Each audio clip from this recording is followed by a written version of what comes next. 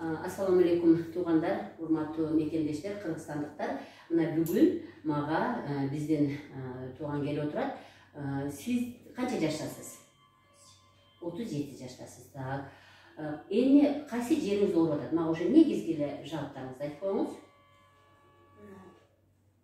Кимиктен ылдый, эки жак, кыргызча айтканда чат, пахыл область деп коет, чат жагыңыз ооруп атат, Ушул оору такай болуп атабы? Такай болуп атат. Канча болду ушул ооруга болгонуна? 3-4 айдан бери ооруп атат, Ушул оору пайда болгондон бери сиз эмне кылып дарыландыңыз? Дары иштеңизби, же операция болдуңузбу?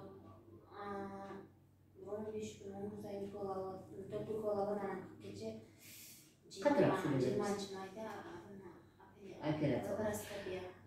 Демек, урматтуу туугандар, мен эми келгенде толук уктум, мен азыр кичине обобщать этип коеюн. Демек, февралдан бери такай чат жагы ооруй берген, анан бир аз укол алат, 3-4 күн жакшы болуп калат, кайра дагы бир башка специалистке барат, анын жазып бергендерин алат, дагы 3-4 күн жакшы болуп каласыз, Анан ушул оору басылган болгондуктан сиз гинеколог врачка барып, эки трубаңызды алдырып коюңуз. Эми ошого барарда деле сиз ойлодуңуз да, алдырсамбы, алдырбасамбы деп, бир ай мурун эми такай ооруй берсе, сиздин трубаңыз ооруп атат окшойт, анда трубаңызды алып салайын деп айтты дедиңиз, врач?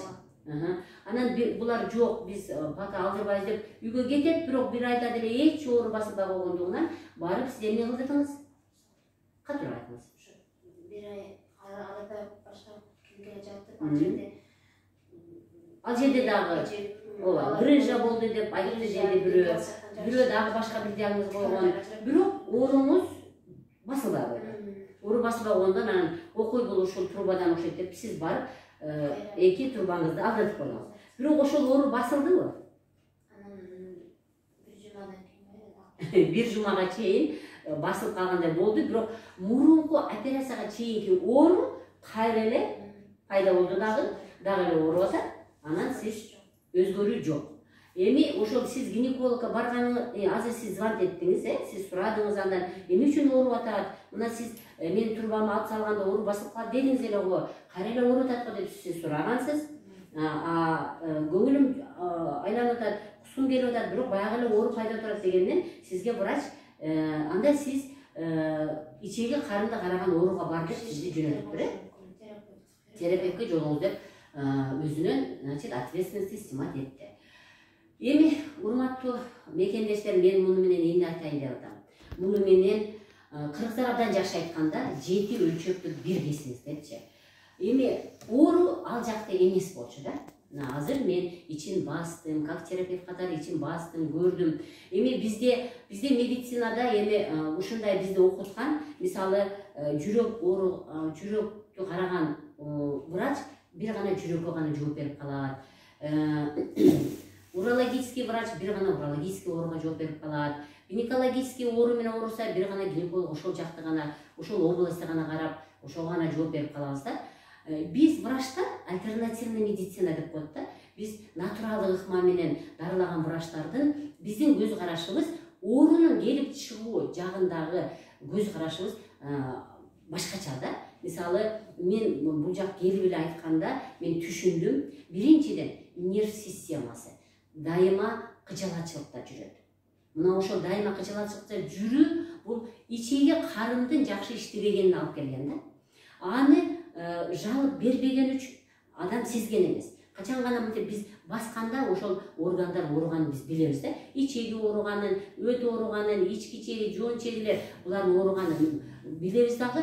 Ошол нерсе мүмкүн жылдап жүрдү, мүмкүн 5 жыл жүрдү, мүмкүн 6 жылдан бери бул тууганыбыз стресс болуп жүрөт, мүмкүн акыркы 5 айда өтө катуу стресс болуп калды. Мына ошонун баары ички органдын жакшы иштебегенин алып келди дагы. Ички органдын ички көңдөйү, мына стенка деп коет. Катмары, ичегинин катмары болобу, ачкырдан катмары болобу, өттүн катмары болобу, ичи кызарып шишип, анан төмөн жакта турган трубаны жана матканы, ошону менен оорго кошо табарсыкты да кысып калды да. Кандайдыр бир ушул февралдан берки убакыттын ичинде биздин тууганыбыз айтып кетти, мен циститта болуп дедим да, көрдүңүзбү? Демек, ички органдын кесепетинен жыныс органы жана бөлүп чыгаруу табарсыкта проблема болуп, ал такай ошол жак кысылып тургандыктан, кан жакшы барбагандыктан такай оору бере берди. Кесип салуу менен биз проблеманы чече алган жокпуз. Демек, кесерден мурун бир аз ойлонуш керек эле. Эми мейли деп атам. Трубаны алса бул эми өтө деле проблема эмес. Себеби жатын турат, кадимки деле айыз келет. Бул эми андай деле коркунуч эмес. Бирок эми кескен жер бир аз ошо спайка болот да, ошол жер кичине боль бериши мүмкүн. Эми биз сизди кандай кылып жакшы кылабыз? Мен дайым айтам, урматтуу туугандар, жакшы болуш бул, эгер биз жакшы болууну 100% дей турган болсок, 70%ын сиз өзүңүз аткарышыңыз керек. Бул үчүн мына мен сизге азыр 40 мүнөткө жакын, 1 саатка жакын мен сизге түшүндүрүп бердим. Адам өзү жагынан эмнелер жасаш керек. Эми 30% биз жардам беришибиз керек. Дүйнөдө 1100 оору бар. Бирок ошонун бардыгында сөзсүз түрдө ар бир клеткага кан жакшы барыш керек. Ошол жактан без тамырлар менен керексиз нерсе кетиш керек. Мына ошол нерсени камсыз кылыш үчүн биздин метод 30% биз жардам берген нерсе бул сүрүк курт менен дарылоо, бул массаж жасоо жана Неумоакин деген профессордун методу менен перекси водородду куюу. Мына ушул 3 нерсе менен адам ооруп келгенде биз жардам беребиз. Бирок ошол 30%те жакшы, ошол 30%ке кошуп адам 70% өзү да аракет кылыш керек. Үйдөн эмнелер жасаш керек? Муну мен 40 мүнөттө сизге түшүндүрүп бердим. Демек, сиз оорунун кайдан келгенин түшүндүңүзбү? Ооба.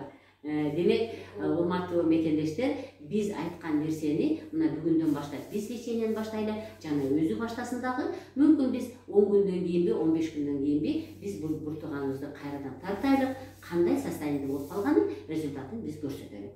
Саламатта болуңуздар.